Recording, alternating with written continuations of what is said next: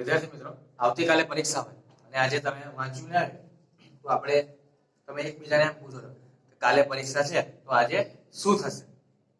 તમે કંઈક તમારાથી કંઈક ભૂલ થઈ ગઈ હોય અને ઘરે જાણ થઈ ગઈ હોય અને તમે એ વસ્તુની ખબર પડી ગઈ હોય તો તમે મનમાં એમ પ્રશ્ન પૂછો કે આજે ઘરે જઈને શું થશે. આપણી આવી વચ્ચે ઉત્તરાયણનો સમય હોય અને પવન ના હોય એવું તમને ગૂગલથી તમને ખ્યાલ આવી ગયો હોય, તાપમાન હવામાન ખાતાની આગાહી આવી ગઈ હોય કે ઉત્તરાયણના દિવસે પવન હશે નહીં, તો તમે અંદર તમારા મિત્ર સાથે ચર્ચા કરતા હોય છો કે આ ઉત્તરાયણે શું થશે, પતંગ કેવી રીતે ચડશે કેમ કે પવન નથી. તો એવા જ કંઈક પ્રશ્નની આપણે ચર્ચા કરવાના છે ધોરણ 8 વિષય વિજ્ઞાનમાં પ્રકરણ નંબર 7 વનસ્પતિઓ અને પ્રાણીઓનું સંરક્ષણ. શું થશે? તો શું થશે એટલે શું? તો જો કદાચ આ પૃથ્વી ઉપર વનસ્પતિ ના હોય તો શું થશે? જો કેટલાક પ્રાણીઓ લુપ્ત થઈ જાય તો શું થશે? જો આપણને પાણી પીવા ન મળે તો શું થઈ જાય? જો કદાચ આ પૃથ્વી છે એની ઉપર જે જમીન આવેલી છે એ જમીનનું ઉપલું જે સેન્દ્રિય પદાર્થો વાળું જે પડ આવેલું છે એનો નાશ થઈ જાય તો શું થશે? એવા પ્રશ્નોની ચર્ચા આપણે અહીંયા કરવાના છે. તો પહેલો પ્રશ્ન આપણે લઈએ છીએ આપણે વૃક્ષો કાપતા રહીશું તો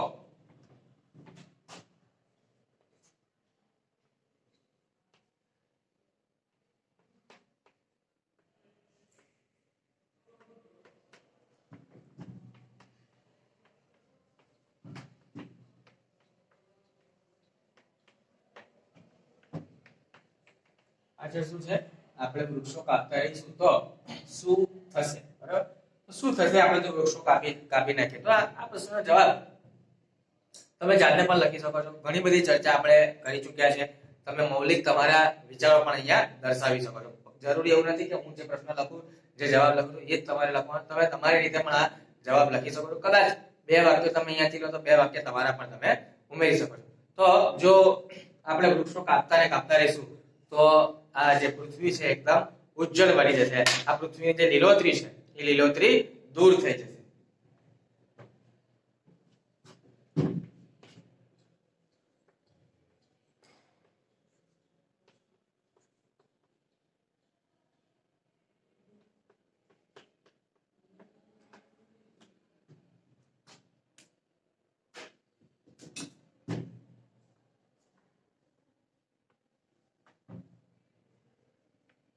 પૃથ્વીની લીલોતરી દૂર થઈ જશે.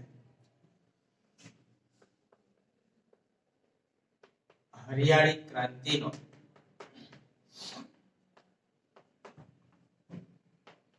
અંત આવે. બરાબર, હરિયાળી ક્રાંતિનો પણ અંત આવી જશે. હરિયાળી ક્રાંતિ એટલે કે જ્યારે વૃક્ષો વધારે માત્રામાં હોય એને આપણે હરિયાળી ક્રાંતિ કહે છે. ત્યાર પછી ઘણા બધા પ્રાણીઓ એમને રહેઠાણ મળવાના બંધ થઈ જશે. કેમ કે વૃક્ષો પ્રાણીઓને શું આપે છે? આશ્રય સ્થાન છે પ્રાણીઓ. તો એ આશ્રય સ્થાન એમનું દૂર થઈ જશે, તો એમનું રહેઠાણ દૂર થઈ જશે. ઘણા બધા પશુ પક્ષીઓનું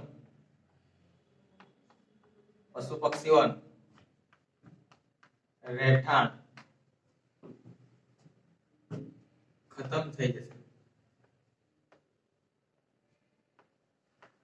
બરબાદ થઈ જશે, નાશ થઈ જશે, એવું પણ આપણે લખી શકીએ છીએ. આટલું લખી દો તમે.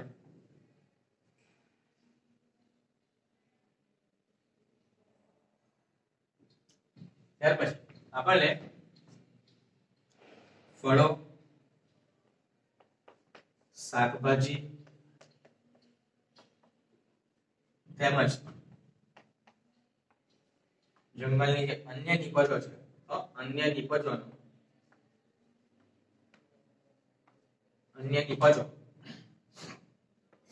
મળતા બંધ થઈ જશે.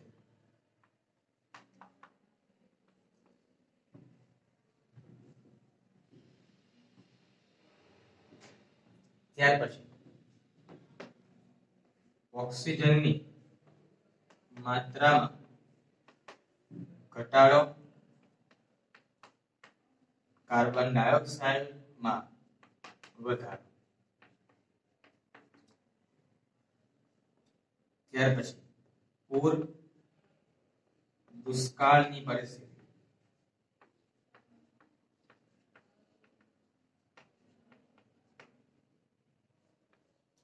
બરોબર.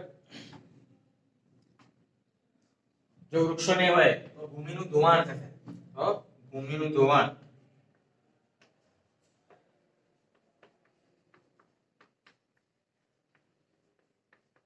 હજુ પણ તમે તમારા વિચારો અહીંયા રજૂ કરી શકો છો, તમે એની અંદર ઉમેરી શકો છો. શું લખ્યું છે આપણે? શું થશે? આપણે વૃક્ષો કાપતા રહીશું તો શું થશે? પૃથ્વીની લીલોતરી દૂર થઈ જશે, હરિયાળી ક્રાંતિનો અંત આવી જશે, પશુ પક્ષીઓનું રહેઠાણ ખતમ થઈ જશે, ફળો શાકભાજી તેમજ અન્ય જે નિકોયો છે, અન્ય વનસ્પતિ અને જંગલો પાસેથી આપણે મેળવીએ છીએ જે પેદાશો છે, જંગલની પેદાશો, એ આપણે મળતા બંધ થઈ જશે. ઓક્સિજનની માત્રામાં ઘટાડો થઈ જશે, કેમ કે વૃક્ષોના કારણે એ સર્કલ ચાલતું રહેતું હોય છે, એટલે એ ઘટાડો થાય છે. કાર્બન ડાયોક્સાઇડના ચક્રમાં પણ ખલેલ પહોંચશે, તો કાર્બન ડાયોક્સાઇડનું પ્રમાણ વધતું રહેશે, ગ્લોબલ વોર્મિંગની પરિસ્થિતિ સર્જાશે, એના કારણે પૂર અને દુષ્કાળની પરિસ્થિતિ ઉત્પન્ન થશે, અને જે ભૂમિનું ઉપલું પડ છે સેન્દ્રિય ખાતરો વાળું, એનું ધોવાણ થઈ જશે, એટલે પથાર જમીન ત્યાં આવી જશે અને ભૂમિ ધીરે ધીરે રણમાં ફેરવાઈ જશે, કેમ કે એ પણ પડ જે છે ધીરે ધીરે દૂર થઈ જવાનું, તેથી ખેતીની પણ અહીંયા સમસ્યા રહેવાની. તો આ વૃક્ષોના નાશ થવાના કારણે, વૃક્ષોને આપણે કાપતા રહેવાના કારણે આ પરિસ્થિતિનું નિર્માણ જોવા મળશે. આટલું તમે તમારી નોટબુકમાં લખી દો.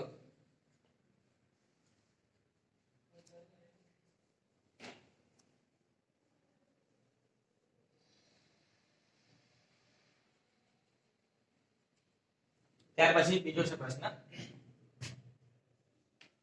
કોઈ પ્રાણીનું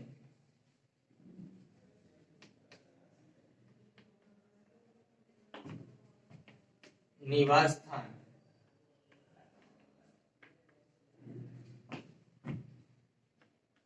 અડચણરૂપ બને, એટલે કે કોઈ પ્રાણી એનું જે નિવાસ સ્થાન છે એ અડચણરૂપ આપણને બને, તો આપણે એ નિવાસ સ્થાનને દૂર કરીએ છીએ. કેમ? કારણ કે વૃક્ષોને દૂર કર્યા એટલે એ જે નિવાસ સ્થાન છે એ પણ દૂર થઈ ગયું. તો અહીંયા લખી શકાય છે કે શું થશે? તો વૃક્ષોના કારણે વૃક્ષો અને જંગલ પ્રાણીઓને રહેઠાણ અને ખોરાક પૂરા પાડે છે, બરોબર. વૃક્ષો અને જંગલ શું કરે છે? વિવિધ પ્રકારના જે પ્રાણીઓ છે, પશુ પક્ષીઓ છે, એને ખોરાક અને આશ્રય એટલે કે નિવાસ સ્થાન પૂરું પાડે છે, એ લોકોને રક્ષણ પૂરું પાડે છે. હવે જો એમના નિવાસ સ્થાનને અડચણરૂપ બનીએ, આપણે આપણી વાત કરી છે, જો આપણે એમને નિવાસ સ્થાને અડચણરૂપ બનીએ તો ખોરાક અને રહેઠાણની શોધમાં એ લોકોએ એક જગ્યાએથી બીજી જગ્યાએ જવું પડે. તો આપણી અડચણથી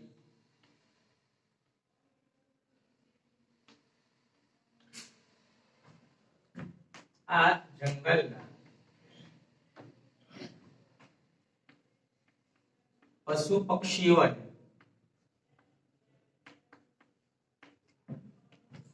ખોરાક, પાણી, રહેઠાણ વગેરેની શોધમાં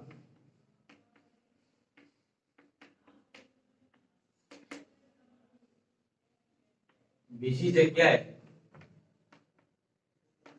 જવું પડે, જ્યાં યોગ્ય વાતાવરણ ન મળતા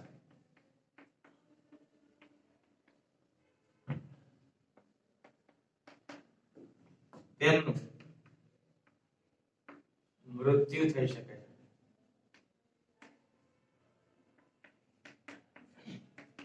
આપણે જે માનવીઓ છે એ લોકો આપણે ઘરમાં રહેતા હોય છે, આપણી આજુબાજુની હવા કેટલીક વખત ઠંડી હોય છે, ગરમ હોય છે, ભેજવાળી હવા હોય છે, એ વાતાવરણમાં, એ આબોહવામાં આપણે વસવાટ કરતા હોય છે. એટલે એ આબોહવા સાથે આપણને ફાવટ આવી ગઈ છે. ખાસ કરીને આપણે ભારત દેશની વાત કરીએ તો સમ આબોહવા જોવા મળે છે, એટલે કે બધા જ પ્રકારની આબોહવા આપણે અનુભવે છે. પણ જો અહીંયા બરફના તોફાનો આવી જાય અચાનક જ વધારે વધારે બરફ પડવા લાગે, બરફની ચાદર સર્વત્ર શિયાળાની અંદર ફેલાઈ જાય તો આપણે પણ રહેવું મુશ્કેલ પડી જાય. અહીંયાથી આપણે જે ધ્રુવ પ્રદેશોની અંદર રહેવા માટે જઈએ જ્યાં બરફ જ બરફ છે તો આપણું પણ અસ્તિત્વ જોખમમાં આવી જાય. કેમ? કારણ કે આપણને એવા વાતાવરણની ફાવટ આવી ગઈ છે કે જ્યાં સમ આબોહવા છે ત્યાં. બરાબર? તો આ જે પ્રાણીઓ છે એનું રહેઠાણ આપણે છીનવી લે તો આ પ્રાણીઓને જંગલનું જે વાતાવરણ છે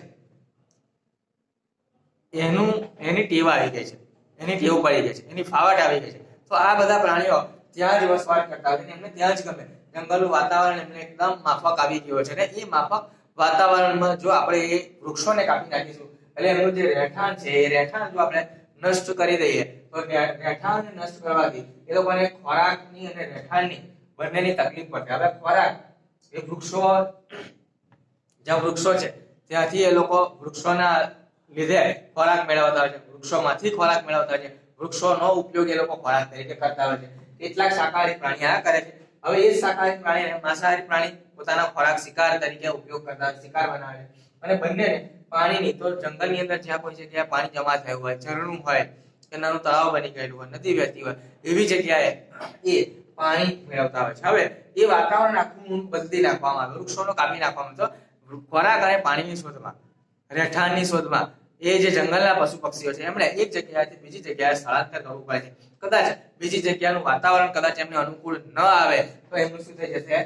મૃત્યુ પણ થઈ શકે છે. હવે કદાચ ખોરાક અને પાણીની શોધમાં કેટલી વખત જંગલી અને હિંસક પ્રાણીઓ જો માનવ વસ્તી તરફ પ્રયાણ કરવા લાગ્યા તો એ પોતાના ખોરાકની શોધમાં પોતાનો જીવ બચાવવા માટે એ લોકો આપણી ઉપર પણ હુમલો કરી શકે છે. તો અહીંયા એ વાક્ય પણ આપણે ઉમેરી શકીએ છીએ કે માનવ વસ્તી તરફનું પ્રયાણ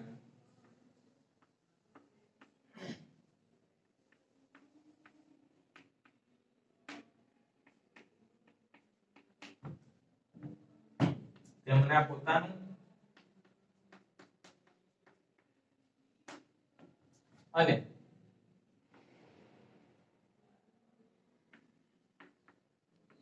માનવોનું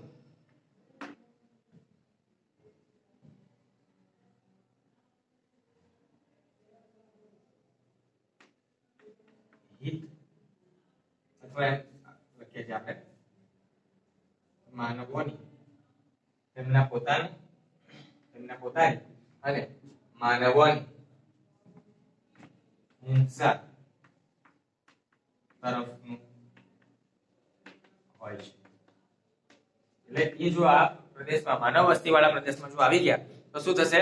કાં તો કદાચ એ પોતાની જાન બચાવવામાં, પોતાને બચાવવામાં એ કદાચ આપણી ઉપર હુમલો કરશે. આપણને એમ લાગશે કે આવું પશુ પક્ષી અહીંયા, આવા હિંસક પશુઓ અહીંયા આવી ગયા છે એટલે આપણે એમની પર હુમલો કરીશું. કદાચ આ લડાઈની અંદર કેટલીક વખત કેટલાક મનુષ્યોનું પણ મોત નીપજી શકે છે, અથવા એ જે પ્રાણી આવ્યા છે એ પ્રાણીનું પણ મોત નીપજી શકે છે. એટલે બંનેનું અહીંયા નુકસાન જ થાય છે. તો અંતે આ શું થશે? એના જવાબની અંદર બંનેમાં શું થાય છે? નુકસાન જ થાય છે. બરાબર? પહેલો પ્રશ્ન આપણે જોયો છે આપણે વૃક્ષો કાપતા રહીશું. તો બીજો પ્રશ્ન છે કોઈ પ્રાણીનું નિવાસસ્થાન અંતરરૂપ બને તો શું થાય છે? બરાબર? હવે આ તમે તમારી નોટમાં લખી દો બંને.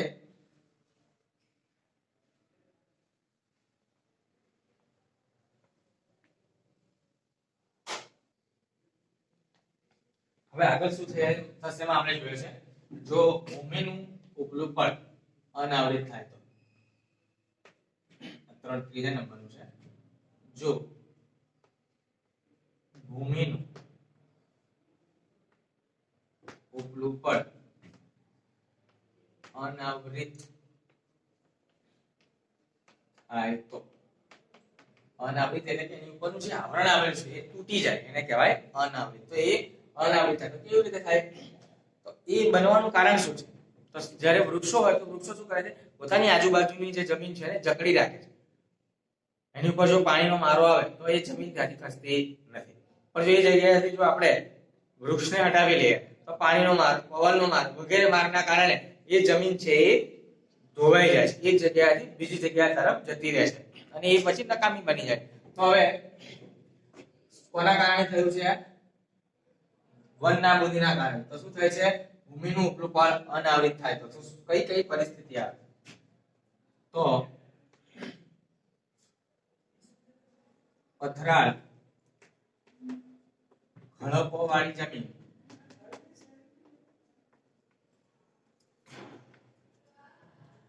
ઉપર આવશે. ત્યાર પછી ભૂમિનું ઉપલું પડ કે જે ફળદ્રુપ છે તેનો નાશ થશે. બરોબર છે? લખો આટલું તમે. જો ભૂમિનું ઉપલું પડ અનાવૃત થાય તો શું થશે? તો પથરાળ ખડકો વાળી જમીન ઉપર આવશે. ભૂમિનું ઉપલું પડ કે જે ફળદ્રુપ છે તેનો નાશ થશે. અથવા તમે એમ પણ લખી શકો છો કે ભૂમિનું ઉપલું ફળદ્રુપ પડ એનો નાશ થશે.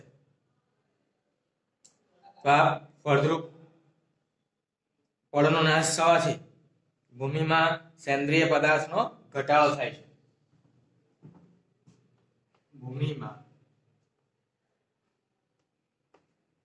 ભૂમિના સેન્દ્રિય પડમાં ઘટાડો થશે. સેન્દ્રિય પદાર્થનો ઘટાડો થઈ ગયો તો એનું જે ફળદ્રુપ પડ છે એ ફળદ્રુપ પડ પર ત્યાં નાશ પામી જવાનું. ફળદ્રુપ પડ નાશ પામશે, ખડકો વાળી જમીન હશે, ત્યાર પછી એ પણ ધોવાતું જશે તો ભૂમિ રણમાં ફેરવાઈ જશે. તો આ બધી જે અસરો છે એ આપણે જોઈએ છે શું થશે? તો એ બધી વન નાબૂદીના કારણે છે. જો આપણે વૃક્ષોનું કતલ કરીએ છીએ, વૃક્ષોનું કાપતા રહીશું તો જ આ બધી પરિસ્થિતિનું નિર્માણ થશે. તો પહેલા આપણે જોયું કે વૃક્ષોને કાપતા રહીશું તો, ત્યાર પછી આપણે જોયું કે જો પ્રાણીઓનું નિવાસ સ્થાન છે એને આપણે અર્ધરૂપ બનીએ તો, અને છેલ્લે આપણે જોયું કે જો ભૂમિનું ઉપલું પડ એ અનાવૃત થાય તો કઈ કઈ અસરો જોવા મળે છે એનો આપણે અભ્યાસ આજના સેશનમાં કરેલો છે. હવે એક પ્રશ્ન છે એની આપણે મૌખિક ચર્ચા કરીએ છીએ, જે તમારે એનો જવાબ લખવાનો છે કે વન નાબૂદીના કારણે વરસાદમાં કેમ ઘટાડો આવ્યો છે, સમજાવો. બરાબર? તો વન નાબૂદીના કારણે શું થાય છે? વાતાવરણમાં કાર્બન ડાયોક્સાઇડ વાયુનું પ્રમાણ વધી જાય છે. હવે કાર્બન ડાયોક્સાઇડ વાયુનું પ્રમાણ વધે છે. કાર્બન ડાયોક્સાઇડ શું કરે છે? એ ઉષ્મીય વિકિરણનું શોષણ કરે છે. ઉષ્મીય વિકિરણનું એ શોષણ કરે છે એટલે પૃથ્વી ઉપરના તાપમાનમાં વધારો થાય છે. હવે પૃથ્વી ઉપરના જે તાપમાનમાં વધારો થાય, એક બાજુ વૃક્ષોનું નિકંદન કરેલું છે, વૃક્ષોનું કપાઈ ગયા છે, તો વૃક્ષો જે વરસાદ લાવવામાં મદદરૂપ થાય છે એ વરસાદ લાવવામાં મદદરૂપ થતા નથી. તો એવી રીતે પૃથ્વીમાં જે આ તાપમાનમાં જેમ જેમ વધારો થયો એમ એમ જે જળ ચક્ર છે, કેમ વૃક્ષો શું કરે છે? વરસાદ લાવવાનું જે કાર્ય છે એમાં ખલેલ પહોંચાડે. તો વૃક્ષો વરસાદ લાવી શકતા નથી. વૃક્ષો વરસાદ નથી લાવી શકતા એટલે આખું જે જળ ચક્ર છે એ ફરવું જોઈએ, એ જળ ચક્ર બનતું નથી. જળ ચક્ર બનતું નથી એટલે જે વરસાદ પડવાની જે સંભાવના હોય એમાં ઘટાડો થાય અને ધીરે ધીરે એમાં આગળ વધતા જઈએ તો એ દુષ્કાળની પરિસ્થિતિનું નિર્માણ કરે છે. તો આ જે પ્રશ્નનો જવાબ છે એ તમારા શબ્દોમાં તમારે આ લખવાનું છે. મેં આપણે અહીંયા મૌખિક ચર્ચા કરી છે, પણ આ પ્રશ્નનો જવાબ તમારે જાતે લખવાનો રહેશે. જે ચર્ચા કરી છે એમાંથી તમે શું સમજ્યા એવું બેઠું લેવાનું નથી, પણ તમે શું સમજ્યા છો એ રીતે એનો જવાબ તમારે લખવાનો રહેશે. આજનું આ સેશન આપણે અહીંયા પૂર્ણ કરે છે. Thank you very much.